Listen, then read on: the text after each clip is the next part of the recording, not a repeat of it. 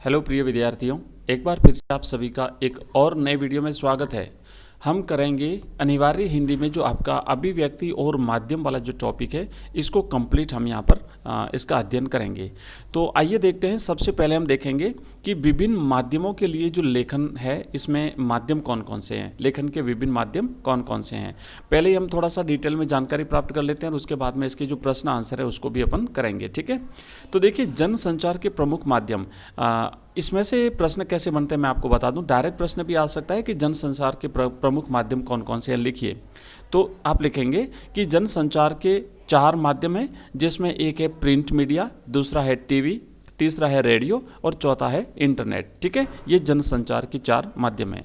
अब देखिए, दूसरा प्रश्न इसमें से इस प्रकार बन सकता है कि जनसंचार के माध्यमों में सबसे पुराना माध्यम कौन सा है ना। जनसंचार के जो 4 माध्यम है, इसमें सबसे पुराना माध्यम कौन सा है, तो आप लिखेंगे प्रिंट मीडिया।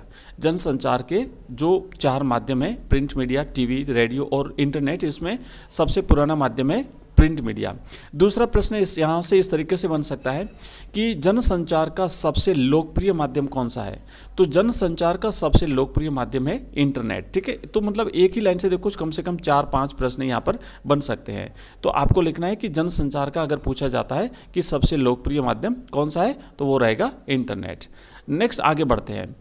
आगे देखो लिखा हुआ है कि इन सभी प्रमुख जनसंचार के माध्यमों में समाचारों की लेखन शैली, भाषा और प्रस्तुति में कई अंतर हैं। प्रिंट मीडिया में अलग तरीके से भाषा शैली होती है, उसका प्रस्तुतिकरण अलग होता है। टीवी में अलग प्रकार से होता है, रेडियो में अलग प्रकार से होता है, इंटरनेट में अलग प्रकार से होता है। तो सबसे प्रमुख और आसानी से समझ में आने वाला अंतर तो यही है कि जहां समाचार पत्र पढ़ने के लिए होता है, वही रेडियो सुनने के लिए होता है और टीवी देखने के लिए होता है।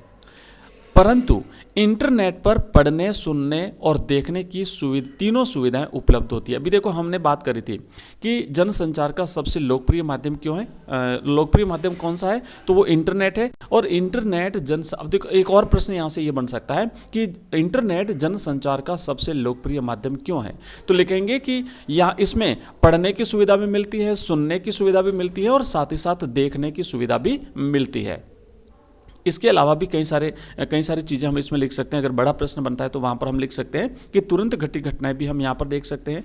हम मनचाही चीज़ें आप इंटरनेट पर सर्च करके कुछ भी जान सकते हैं। तो मनचाही चीज़ें अपन इंटरनेट पर प्राप्त कर सकते हैं, जबकि टीवी में ऐसा नहीं कर सकते, रेडियो में हम ऐसा नहीं कर सकते, प्रिंट मीडिया में हम ऐसा नहीं कर सकते, जो कि इंटरनेट पर हमें ये सुविधा उपलब्ध रहती है। कई सारी सुविधाएँ हम इसे डिटेल में आगे जो हम जब एक एक माध्यम पढ़ेंगे ना, तो वहाँ पर हम इसे पढ़ेंगे। हम देखो इस तरीके से पढ़ेंगे कि जो जनसंचार के प्रमुख माध्यम है, इसमें सबसे पहले हम प्रिंट मीडिया पढ़ेंगे, उसके बाद टीवी पढ़ेंगे, फिर रेडियो पढ़ेंगे, आगे सारी चीज़ें। अभी तो हम एक सामान्य जानकारी प्राप्त कर रहे हैं।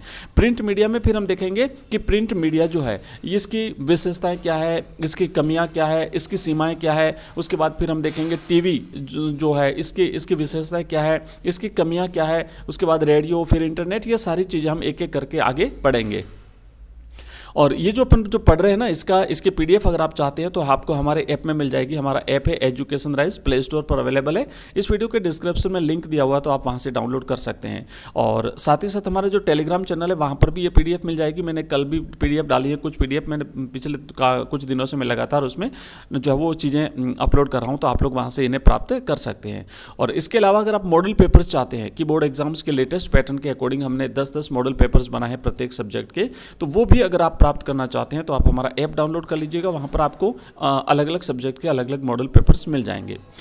तो आगे जो हम बढ़ेंगे, इसमें देखेंगे कि प्रिंट मीडिया में छपी पुस्तक को या समाचार पत्र को अथवा इंटरनेट पर उपलब्ध मैटर को हम अपनी सुविधानुसार कभी भी पढ़ सकते हैं, उस पर मनन और चिंतन भी कर सकते हैं और समझ में नहीं आने पर किसी की सहायता से उसका आशय समझ सकते हैं, ठीक है।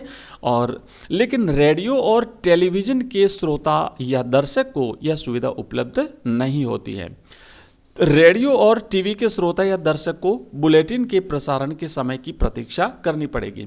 टीवी में और रेडियो में क्या होता है कि कोई भी कार्यक्रम जो प्रस्तुत किया जाता है, मान लीजिए समाचार ही प्रस्तुत किए जा रहे हैं, तो वहाँ पर फिक्स एक निश्चित टाइम होता है कि इतने बजे ही समाचार प्रसारित होंगे। तो उस समय हमें उसका इंतजार करना पड़ेगा, और साथ ही साथ इंतजार के अलावा हमें ये भी करना पड़ेगा कि हमें ध्यान रखना पड़ेगा अगर हम लेट हो गए तो वो टाइम निकल जाएगा और वो प्रसारण छूट जाएगा।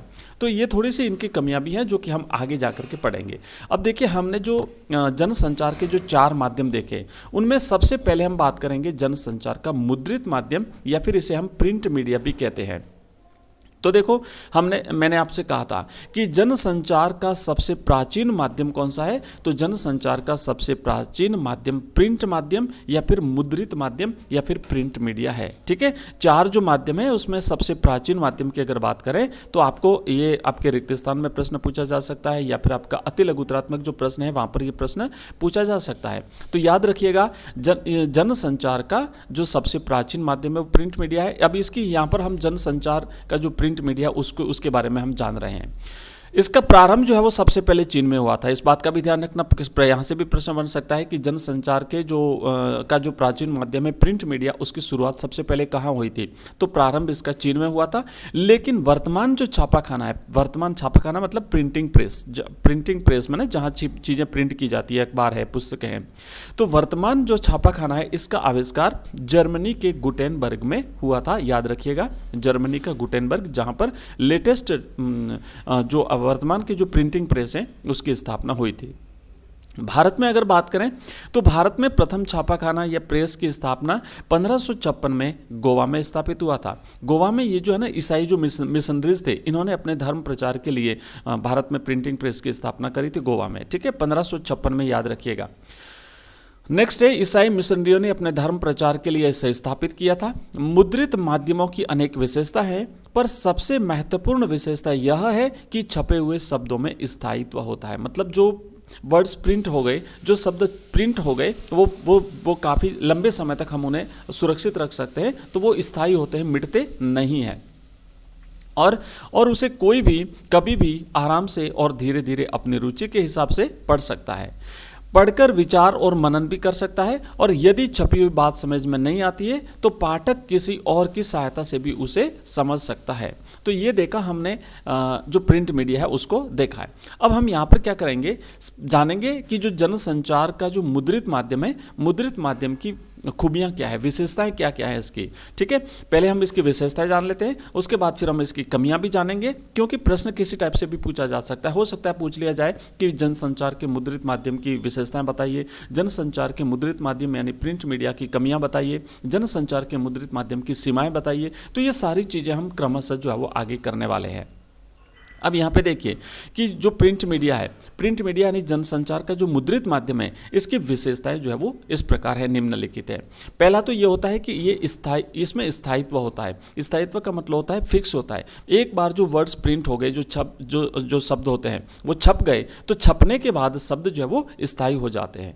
तो मुद्रित माध्यम यानी प्रिंट मीडिया की सबसे प्रमुख विशेषता है स्थायित्व। देखो, अगर यहाँ से प्रश्न ये बनता है कि प्रिंट मीडिया की सबसे प्रमुख विशेषता क्या है, तो आप लिखेंगे कि सबसे प्रमुख विशेषता है उसका स्थायित्व।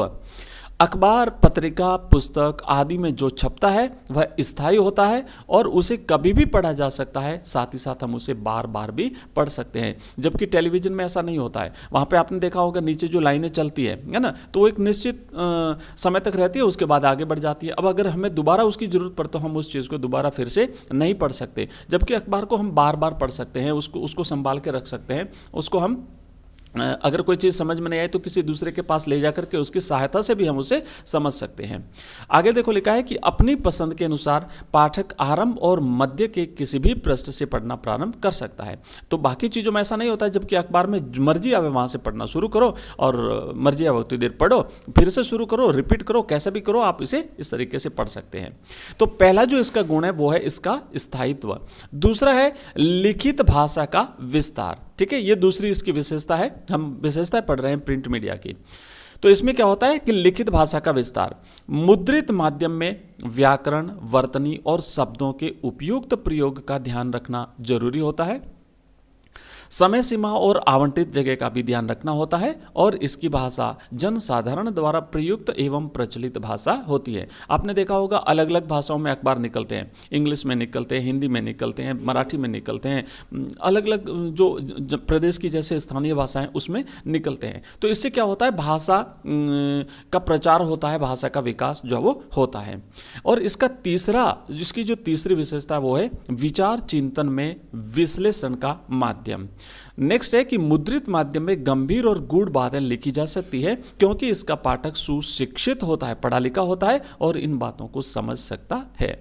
तो ये हमने देखा यहाँ पर जनसंचार की विशेषताएं या जनसंचार की विशेषता नहीं, जनसंचार के प्रिंट माध्यम या मुद्रित माध्यम की विशेषताएं। ठीक है, तो 3 विशेषता है। पहला तो है स्थायित्व, ठीक है, आप यहाँ पे देख सकते हैं, पहला तो स्थायित्व है, दूसरा है लिखित भाषा का विस्तार और तीसरा है विचार चिंतन में विश्लेषण का माध्यम। और आगे जब हम पढ़ेंगे तो यहाँ पर जो है वो है कि जनसंचार के मुद्रित माध्यमों की कमियाँ।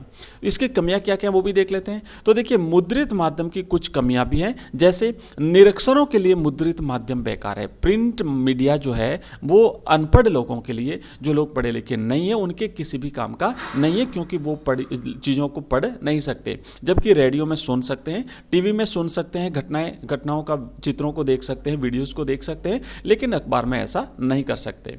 मुद्रित माध्यम किसी समाचार आदि को रेडियो या दूरदर्शन की तरह तुरंत प्रकाशित नहीं कर सकता। जैसे प्रिंट मीडिया में जैसे मान लीजिए समाचार पत्र है, तो समाचार पत्र जैसे दैनिक होता है, तो आज कल जो घटनाएं घटी थी वो आज के अखबार में आएगी, आज जो घटनाएं घटेगी वो नेक्स्ट कल वाले अखबार में आएगी। जबकि रेडियो पे और टेलीविजन में क्या होता है कि तुरंत घटी घटनाओं को भी दिखाया जा सकता है। तो ये इसकी कमियां हैं। पहली कमी तो ये है कि निरीक्षरों के लिए काम का नहीं। दूसरी कमी इसकी ये है कि इसमें तुरंत घटी घटनाएं का जो उसको प्रकाशित नहीं किया जा सकता, ये समय सीमा में बंधा होता है। नेक्स्ट है कि समय सीमा के समाप्त होने पर कोई भी सामग्री प्रकाशित नहीं की जा सकती। मतलब इसका टाइम होता है और उस टाइम के बाद में जो घटी घटना है उनको फिर से हम अखबार में कि भाई भेज दें वहाँ पे, तो हम ऐसा नहीं कर सकते, फिर तो उसके लिए दूसरे दिन का इंतजार करना पड़ेगा। नेक्स्ट है लेखक को प्रकाशन में स्थान का ध्यान रखकर तय शब्दों में ही लिखना होता है, क्योंकि एक अखबार तो निश्चित उसका स्पेस होता है कि भाई जैसे 10 पृष्ठ का 12 पृष्ठ का है तो वो 12 पृष्ठ ही रहेंगे। उस 12 पृष्ठ में उस दिन की घटी समस्त घटनाओं का ब्यौरा आपको देना पड़ेगा। प्रकाशित होने से पूर्व भाषा, वर्तनी आदि की अशुद्धियों को भी जो है वो दूर करना आवश्यक होता है और प्रकाशन के बाद ऐसा करना संभव नहीं होता है। तो चीज़ें एक बार प्रिंट हो गई तो उसके बाद आप उसे जो है वो वापस उसका शुद्धिकरण नहीं कर सकते। तो सारी चीज़ों का ध्यान आपको प्रिंट से पहले या प्रिंट के समय ही रखना पड़ेगा। ठीक है, तो अब ये जो है ना हमने इसकी कमियां देखी, इसकी विशेषता देखी। पहले प्रिंट मीडिया क्या है उसको हमने समझ लिया, फिर उसकी विशेषता देख ली, उसके बाद हमने उसकी कमियां देख ली और अब हम देखेंगे जनसंचार के मुद्रित माध्यमों की सीमाएं। तो देखिए जनसंचार के जो मुद्रित माध्यम है, जो प्रिंट मीडिया है, वहाँ पर लेखक को निम्न सीमाओं का ध्यान उसमें रखना पड़ता है। पहला तो है कि उसे अपने पाठकों के ज्ञान, भाषा ज्ञान और शैक्षिक ज्ञान का विशेष ध्यान रखना पड़ता है। किन लोगों के लिए आप समाचार पत्र प्रकाशित कर रहे हो, किस क्षेत्र के लिए आप समाचार पत्र प्रकाशित कर रहे हो, तो उस क्षेत्र के लोगों के शैक्षिक स्तर को ध्यान में रख करके, भाषा स्तर को ध्यान में रख करके आपको समाचारों का प्रकाशन करना पड़ेगा। नेक्स्ट है कि उसे पाठकों की रुचियों और आवश्यकताओं का ध्यान रखना पड़ता है। प्रिंट मीडिया यानी मुद्रित माध्यमों की एक सीमा यह है कि वे रेडियो, टीवी या इंटरनेट के समान तुरंत घटी घटनाओं को संचालित नहीं करते, वे एक निश्चित समय सीमा में ही प्रकाशित होते हैं। अतः प्रिंट माध्यमों के लेखक को प्रकाशन की समय सीमा का पूरा ध्यान रखना पड़ता है। मुद्रित माध्यम के लेखक को जगह, स्पेस का भी ध्यान रखना पड़ता है। जैसे उदाहरण के रूप में अगर हम देखें तो समाचार पत्र या पत्रिका के संपादक ने किसी लेख को 200 शब्द तक लिखने को कहा है तो उसे इस शब्द सीमा का ध्यान रखना पड़ेगा। मुद्रित माध्यम के लेखक या पत्रकार को आलेख के छपने से पूर्व उसकी अशुद्धियां दूर कर लेनी चाहिए और मुद्रित माध्यम के लेखक को लेखन में सहज प्रवाह के लिए तारतम्यता बनाए रखने की आवश्यकता होती है। तो प्रिय विद्यार्थियों, आज हमने देखा प्रिंट मीडिया है ना, जनसंचार के 4 माध्यमों में प्रिंट मीडिया। तो अभी तक हमने क्या पढ़ा उसका हम एक बार फटाफट से उसको समराइज कर लेते हैं कि हमने देखा कि जो लेखन शैली है, तो लेखन के विभिन्न जो माध्यम हैं कौन कौन से हैं, तो हमने देखा 4 माध्यम है लेखन के। पहला है प्रिंट मीडिया, दूसरा है टीवी, तीसरा है रेडियो और चौथा है इंटरनेट। इसके बाद में हमने इसके बारे में जानकारी प्राप्त करी और अब सबसे पहले हम देखते हैं कि जनसंचार का जो प्रिंट माध्यम है, जो मुद्रित माध्यम है, उसके बारे में हमने जानकारी प्राप्त करी। उसके बाद हमने मुद्रित माध्यम की विशेषताएं क्या क्या है उसको देखा। इसके बाद में हमने यहाँ पर देखा कि इसकी 3 विशेषताएं, स्थायित्व, लिखित भाषा का विस्तार और फिर विचार और चिंतन में विश्लेषण। फिर हम देखा कि जनसंचार के मुद्रित माध्यमों की कमियां कौन कौन सी हैं और फिर हमने देखा इसकी सीमाएं कौन कौन सी है। नेक्स्ट वीडियो में हम पढ़ेंगे टेलीविज़न के बारे में। तो मिलते हैं जल्दी नेक्स्ट वीडियो में, तब तक के लिए बाय, धन्यवाद।